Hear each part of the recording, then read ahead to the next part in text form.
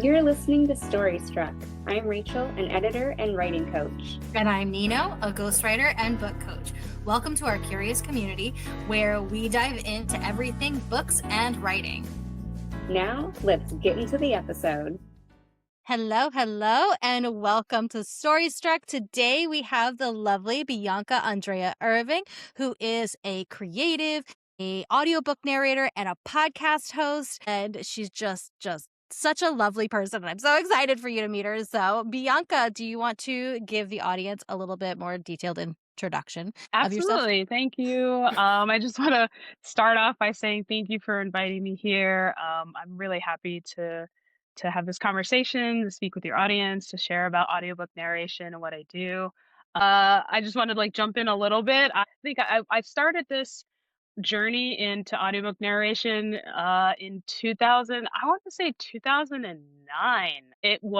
But it even started even before that. Is it okay if I even go into that, or Let's go. Yes, Let's go. all the juicy details, please. Let's go. Okay. I used to read to my brother when he was younger, and it was actually a Harry Potter book. He was a very big moment was he was healing from a surgery, and I used to act out the voices while he was laying in bed, and so that's where it really started at a young age. Many years later, after having an accident of my own that took me out of just regular working, I was thinking about things that would just jumpstart my working life in this kind of new way. And all I really had was my voice, and I didn't like my voice. So Oh. I said, I'm going to change this for myself, and I'm going to practice. And I love reading. I used to do this with my brother when I was younger, so I will start being an audiobook narrator. And that's how it started. That is That's awesome. And I love awesome. that you started kind of in the earlier days, right, of audiobook narration, where today, now it's just, it's everywhere and people It is. love it. And I feel like it almost has grown with podcasting, where people just now they love the audio component. So it's Mhm. awesome to hear how you got that start. And I can just picture you in my mind doing all the voices. And I love it. Yeah. It was really, really fun just acting it out for him, and then eventually going into a much more professional way. I have a podcast too, so Yeah, I was actually Yes. just about to say, with your podcast, it's such a great way to hear your voice and how you narrate, because I'm always thinking about how what my book is going to be like when it's out into the world, right? And I'm good. thinking about okay, what kind of audiobook narrator? I've already chosen you, but Oh, thank you. or what kind of narrator do I want? And Right. and I'm a big audiobook listener, and Mhm. so I'm always thinking about those things. And I was listening to your podcast earlier today, and I'm listening, I'm just "Ah, it's so soothing," because if you think about when you're a child, you just love being read to, Yeah. and I think that's why part of the reason why we love audiobook narration as well. But my whole journey with loving stories started with LeVar Burton in Reading Rainbow. Yes. And Yes. he has this podcast called LeVar Burton Reads, and it's no longer going. Right. And it was very sad. I was very upset about it. And then I was listening to your podcast today, and I'm just oh my God, this is so similar. It has such a similar vibe to LeVar Burton Reads. Even some of your cadence is Oh. similar and stuff. And I'm just I feel like I'm listening to the girl version of LeVar. And I'm just, my inner child, I cannot even tell you, my inner child is just I'm so happy right now. That is so kind. Thank you. LeVar Burton is someone I definitely look up to. He is a national Am treasure. I should just find some episodes and watch them again of Reading Rainbow. I grew up with that show. He is a very important figure in my life that inspires reading. Thank you so much.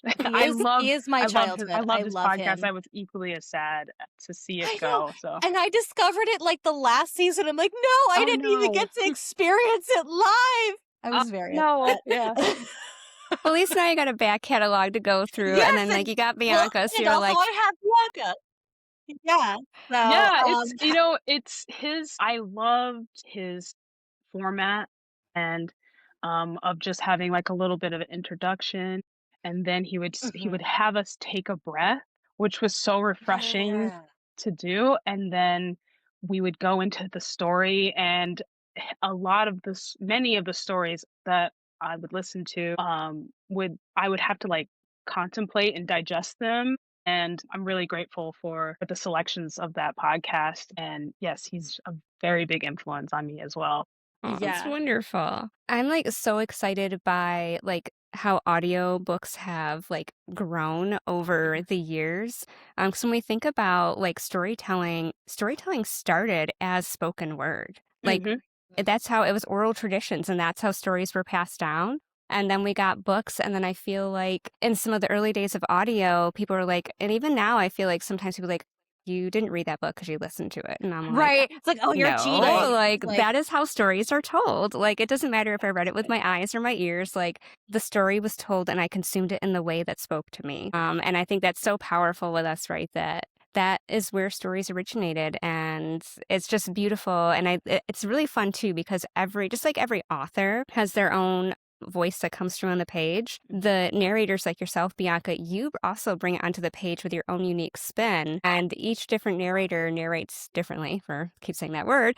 But right, like some people I listen to and they're more kind of flat and Hmm. just kind of like there. And for me, it doesn't do it. If I'm listening to like a preview of a book and it's just very like dry, I'm like, I feel like I'm in a lecture hall. And Yeah, I'm like a like, no, I need monotone. some animation. Yeah, I'm like, nope. That book I'm reading for sure because I can't even. But I Yeah. love when like the narrator gets like invested in the story and you can like I feel like I can feel that energy come through Hmm. when they are more expressive and things like that. So I'd love to know how like you kind of found your style because I know you said that didn't really like how your voice was and you decided to work on that. So has your style always been the same since you started or has it kind of evolved and changed over these years?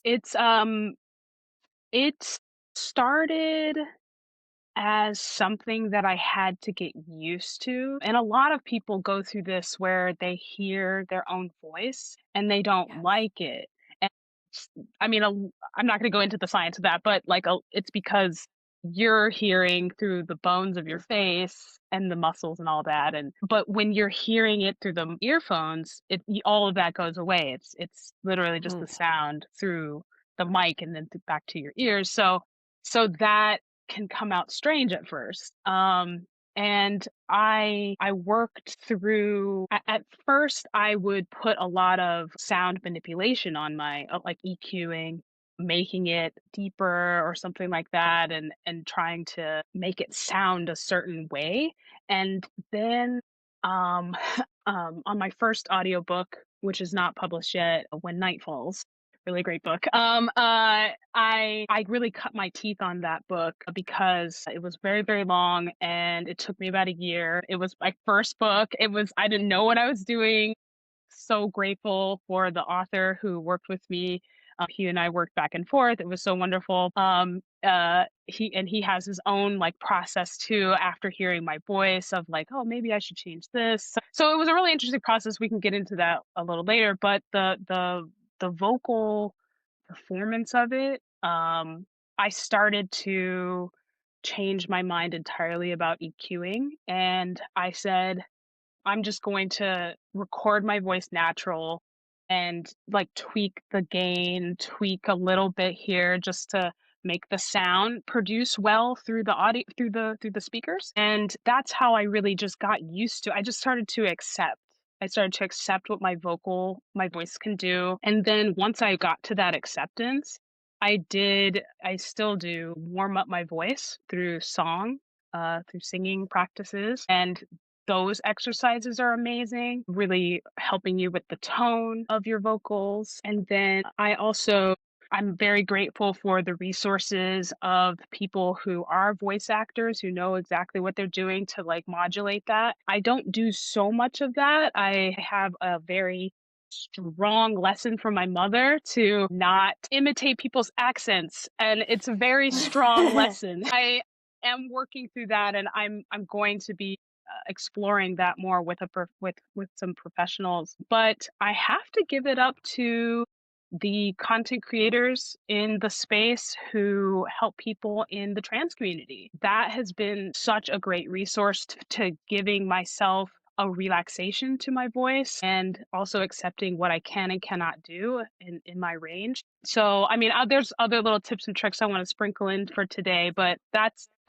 acceptance was a really big part of my journey and my performance as I do this. Yeah. I mean, as a former singer, taking care of your voice when your voice is your moneymaker, it's so important.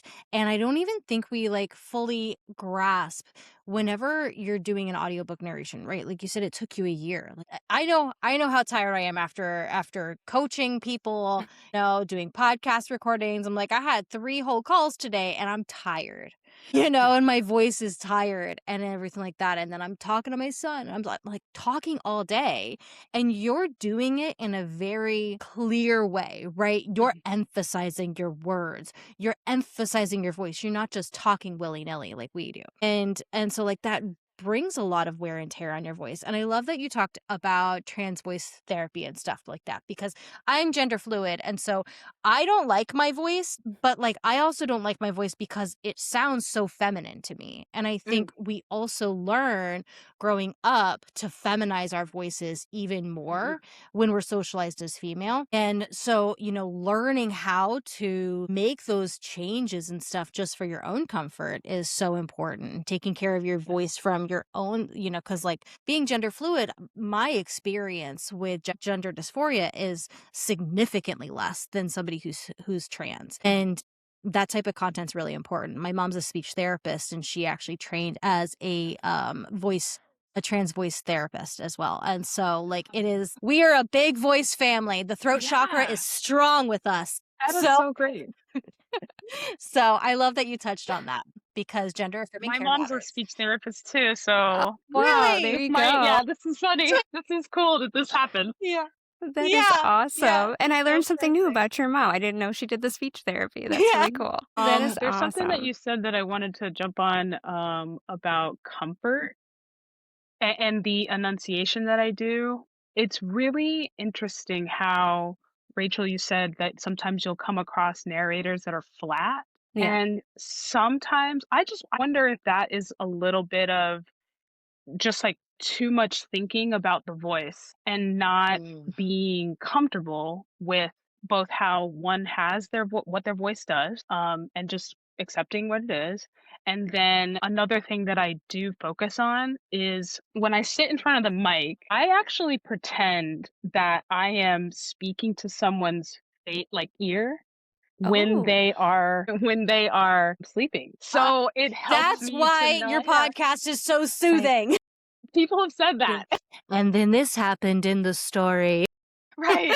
And so it helps. It does a couple of things where my volume doesn't hit so high and I don't have to fix it in post so much. But it also really does help to visualize what that word is doing to someone when they're listening. Like it's not just and I'll use an example here.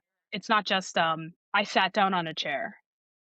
It's not just that. It's I sat on a chair. I really felt that sitting. And so that is often the goal for me, is to get people to feel the author's words. And it's even better when an author is already thinking about that too. Yeah, we just did an episode. I don't think it's out yet. We're deep diving into stories. We're calling it our story spirals.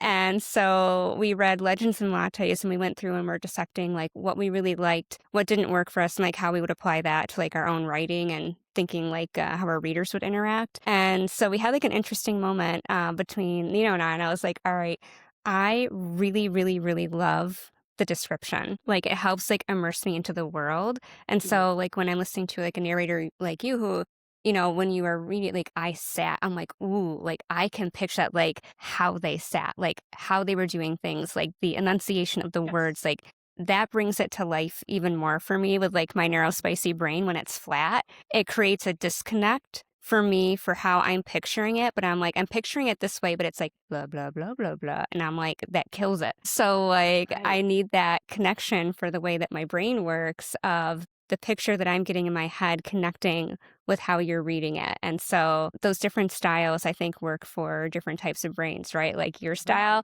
is like, yes, Thank you. bringing the world to life for me. I'm glad that Yeah, that's and it translates so differently. So when you work with clients, do you guys have a discussion or whenever you're like going to be going into a new short story or whatever on your podcast, like do you think through like, okay, this person is this way, they would speak this way, and like change your cadence, change your tone, change, like things like that for those different characters in order, because like when we were reading Legends Lattes, I listened to it and Oh, this was the such a funny thing narrator between us. the narrator did a specific voice for a specific character, and my brain saw a completely different being because of the way that he did the voice. I saw like an old-timey miner from Looney Tunes, and she was reading it and saw like the creature. I'm like, wait, what? I totally Like missed what? the creature. He didn't have hands? I literally had I'm to like- Google it on the podcast. I'm like, wait a second, and I'm like looking it up. I'm like, oh no, I was picturing an old white guy with no teeth. So It matters. It does matter. It does matter. There are moments where I am connecting with the author and we're talking about how they want to depict this character because I'll have a sense of this character. At first, I was thinking that I was diving too deeply, right? But authors really love it. They love it when you're discussing their work, right? Of course. But they love it when they hear you dissecting a character. It's not offensive. So I enjoy those conversations when I get to have them. When I'm with myself and doing the podcast, I do consider how this person would say something, especially if they have an age difference, young versus old, or mature. I don't want to say old, young and mature. Like I said, the lesson that my mother taught me about not imitating people's accents, it does sit with me still. So what I have learned is I will put a slight accent, just a lightness to little it. flair. Yeah, a little flair. A book called Blue Shadows Fall, where the author had a Spanish speaking character, and he doesn't speak Spanish, but it's mentioned. And so with that character, I kind of lilt a little bit, just a little bit, and so it's enough to really, because it's not the accent. A lot of people really want that accent to come out. I look at it differently. I see it as well, is this character a strong character, right? That's gonna make his voice different. Is this character tired or uninterested or something, that will change how I am speaking. But however, my favorite thing to encounter in writing is when the author writes the accent.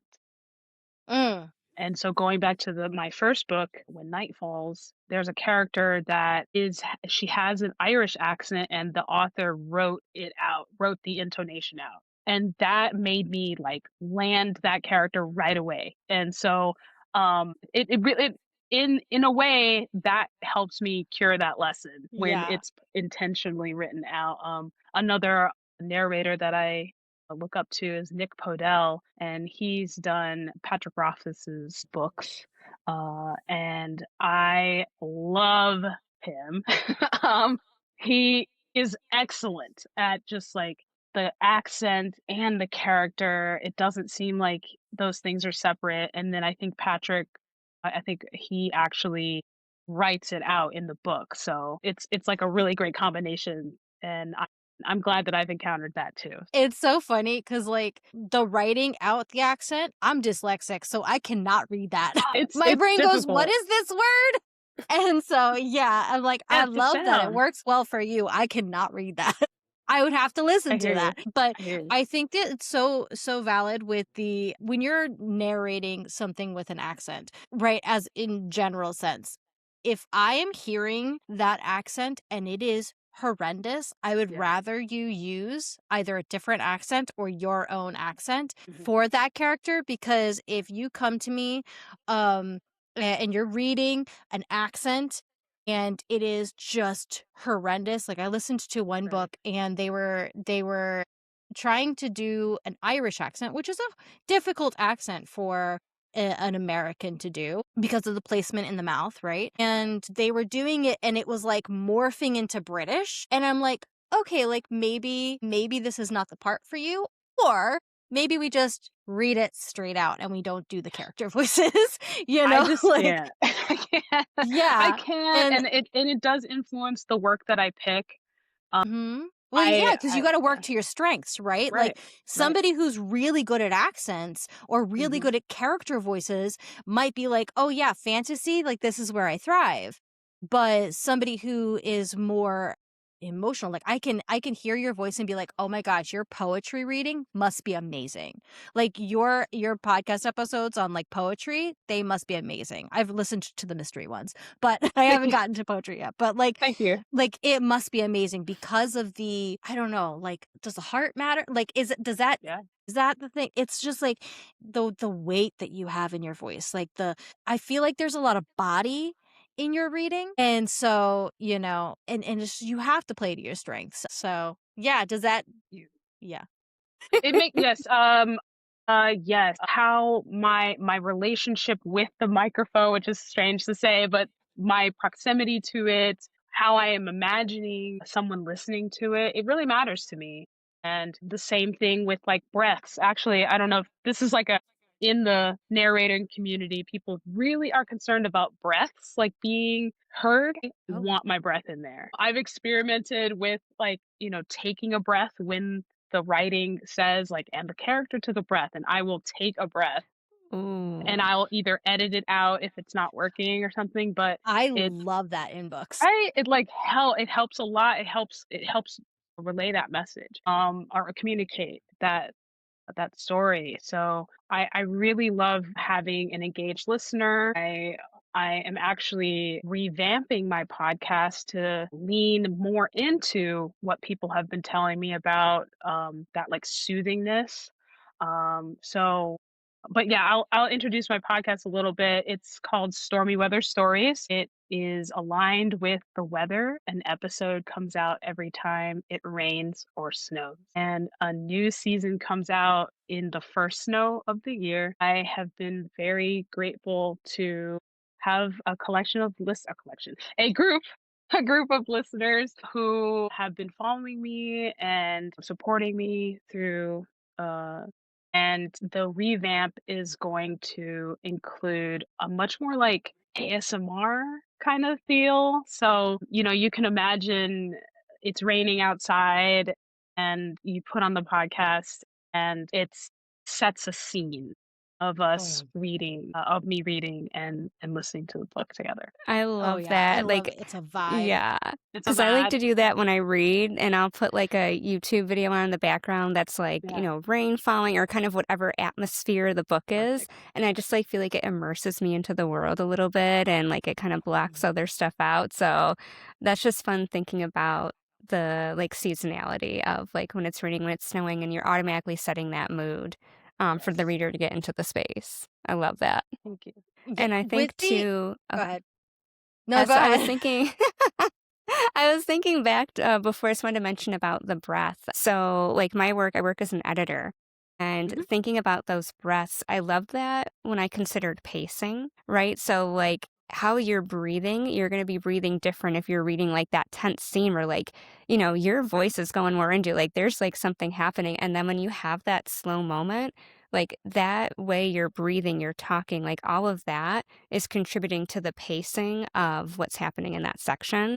So I love Yes. that how you're like, I would take that breath. And I'm like, yeah, because you could feel it and you would do that. So I just thought that was really magical. Yes. And I Yes. was It's gonna ask too, like, how do you determine that pacing? Like, is there like a Mhm. pacing standard for audiobook narrators? Because my ADHD brain always has to Mm, make it faster. I notice that there's mm, like a mhm, general like range that people read the audiobooks in, and I'm always speeding it up. And so, mhm. like, is there a standard? Uh, you know, as I've met with, I used to be on this app called Clubhouse, and it was most popular during the pandemic, and a lot of narrators met up on that app, and they would do these critique rooms where you would read for maybe like a minute or two, and then they would give you feedback. And a lot of the feedback was about pacing.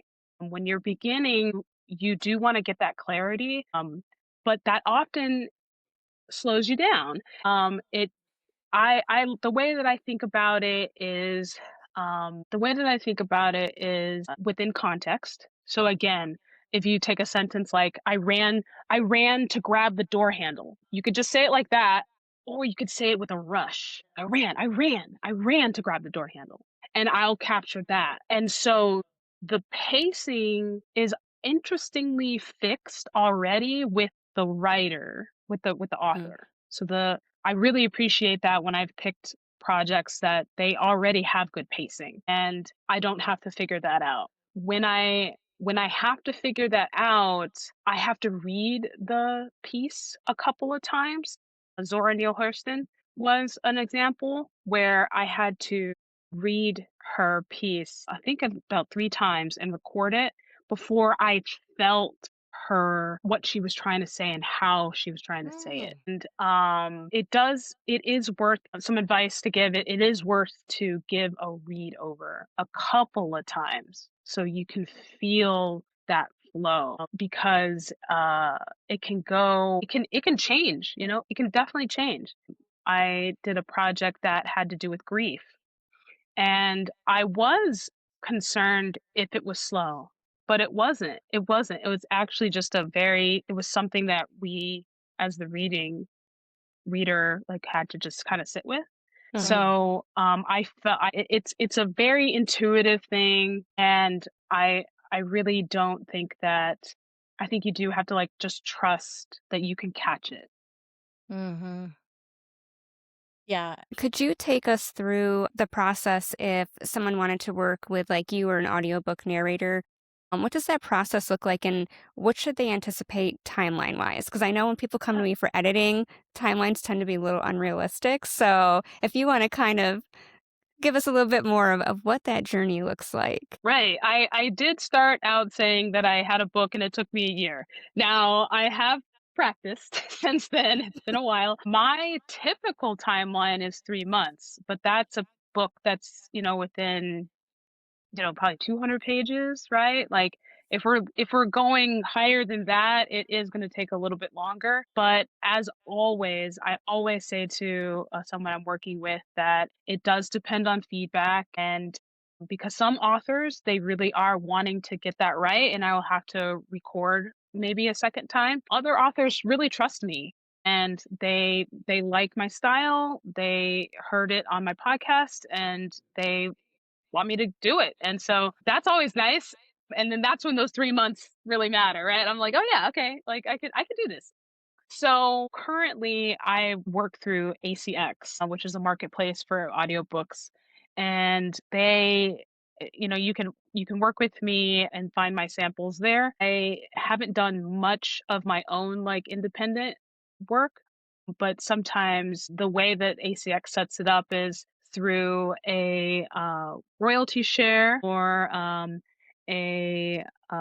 think it's called, like, you come up with some agreement between the author and you, to like start the project and then close the project with a payment, right? A milestone Okay. payment. But yes, those timelines, yes, they can be tricky, but I haven't had any, issues with.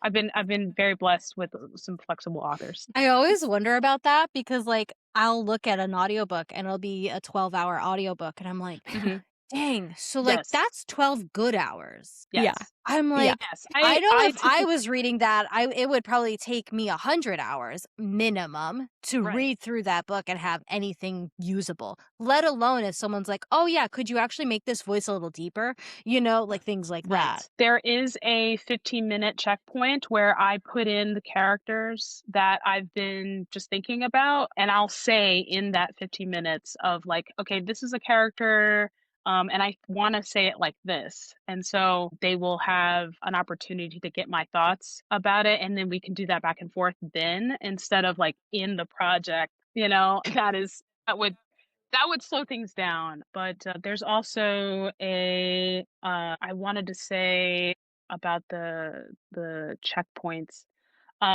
There's also a time where you can go over words that I can't say or I'm not familiar with, especially in fantasy.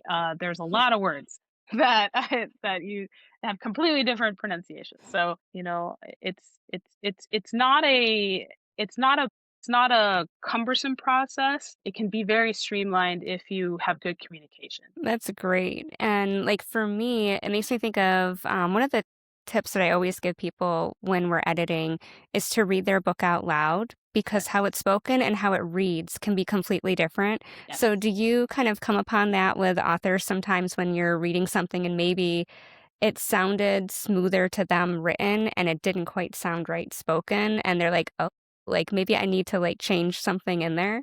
Luckily, I haven't come across that. I wonder if more and more authors are just becoming aware of that because of audiobook space has grown so much. The only times that it's unfortunate, and I often don't pick these projects, but there are some stories that are quite old but are in the public domain that I cannot talk to the author. And Yeah.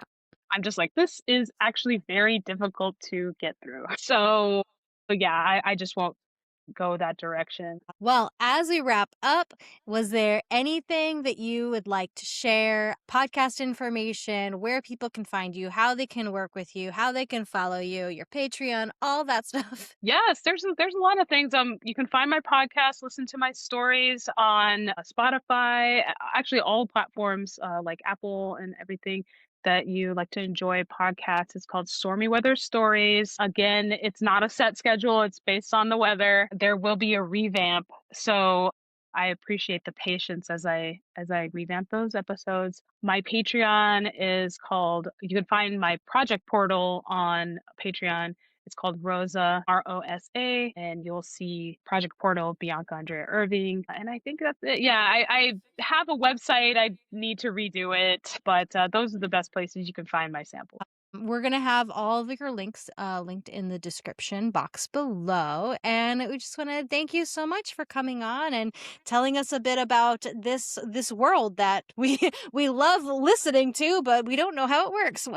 Yes, no, I know. I'm very happy to share. Yeah, I'm very happy to share. It's been a lot of growth. And yeah, anytime we want to do this again in the future, I would love it. Thank you so much, Rachel. Thank you so much. Thank you. Thank you so much. Thank you for listening. Check out the show notes for details and links from the episode. And don't forget to subscribe and follow for more.